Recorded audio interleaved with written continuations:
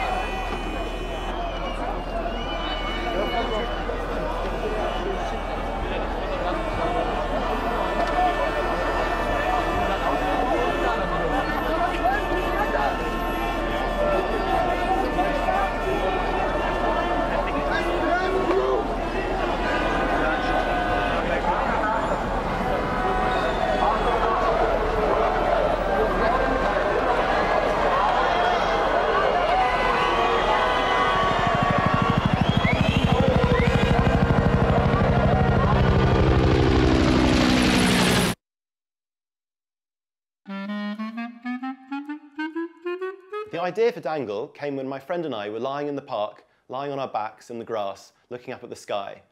And we were wondering what would happen if a rope just fell down from the sky and sort of bounced in front of our faces. Then I started thinking about the story, and I thought it'd be fun if it was a light switch coming down from the sun, which would turn the sun on and off. What I wanted people to think when they'd watch Dangle is that what would they do if they saw a rope hanging from the sky? Would they just look at it and think that was really cool and then walk on? Or would they play with it and would they break it? Every film needs a script, even if there's no dialogue, because films are about what you see and what you hear. So I'm writing everything that I want people to see, and they need to know what to look at. So here's a little bit from the original script. The man stares at the end of the string, bewildered. Then his eyes follow it up. Cut to the man's point of view, looking up at the infinite piece of string which disappears into the sky. Cut to close up, front on, with the end of the piece of string in front of the man's face. The man's eyes follow the string back down to the bottom. Then he thinks for a moment and nervously prods the string with his newspaper. The string sways from side to side. You'll notice in the actual film, I didn't use a newspaper. At the time when I was writing the script, I thought it would be a good idea, but I guess when we were filming, it seemed a little bit complicated or unnecessary. I just used my finger. After the script is written, the director comes along and he reads the script and has some ideas and then thinks about where he would put the camera and how he would actually make the film.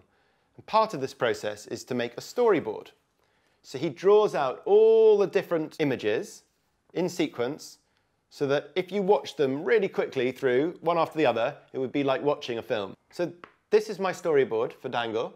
In this one here, you can see this arrow, so I want the man to start here and walk to there, and there's the rope hanging down. So it shows that in that shot, he'll be walking.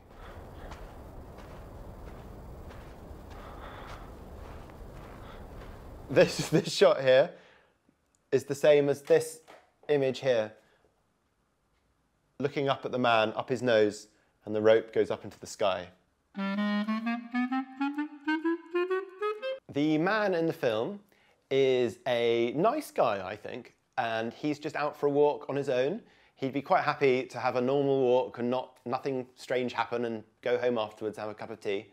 But when this rope happens, he's just inquisitive. He wants to know what it is, and so he goes and has a play. He doesn't mean it to break or want to do something nasty, but I think he doesn't think things through enough. So he thinks he's having a really good time, but he doesn't think about what everyone else is thinking in the rest of the world as the sun is going on and off. He's just happy giggling with himself. So I think he's a nice guy, but a little bit selfish. It's important that this film is set in the countryside on top of a hill, so that the man is on his own. If it was set, if the rope had come down in the middle of a city, for example, then there'd be lots of people around all pointing at it and fighting over who should touch it. And I didn't want that. I wanted one person on his own. When I was making Dangle, I used a close-up when I wanted to see the expression on the man's face. So when he just pulled the rope and turned the sun off, I wanted to see the shock on his face, like, oh my, what have I done? So we were really tight and really close up on his face. Then I was thinking of when to use a mid-shot. So when he's having a good time turning the light on and off, I used lots of mid-shots because you could see his whole body. You could see all the silly positions he was getting himself in as he turned the light on and off. And also sometimes I wanted to use a really wide shot to show that there was this little man and this long rope on this big field and there was no one else around. When I was thinking about sound for the film, I realised there was no dialogue, so what should we hear? Should we hear any music or what? And I decided I didn't want any music, I just wanted to hear the footsteps of the person walking through the snow.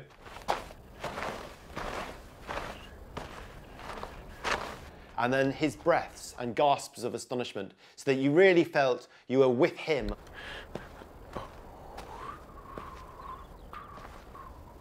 I also wanted to use sound to help when you watch the film to be able to feel the difference between day and night. So in the day bits, there's bird song and it's all quite light, the sound, there's lots going on. And at night, it's completely quiet, apart from like an icy wind that's kind of blowing like whoo. So therefore you can feel how bad it is that the world is in complete darkness for eternity.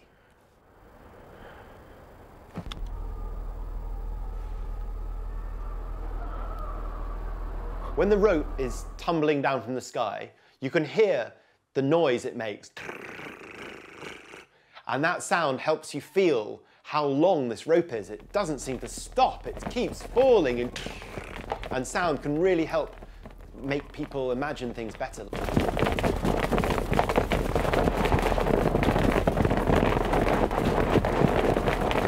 And then right at the end, when the camera isn't moving at all and he's run off, you can hear the sounds in the city down below as everyone's trying to work out what's going on and why it's all suddenly dark.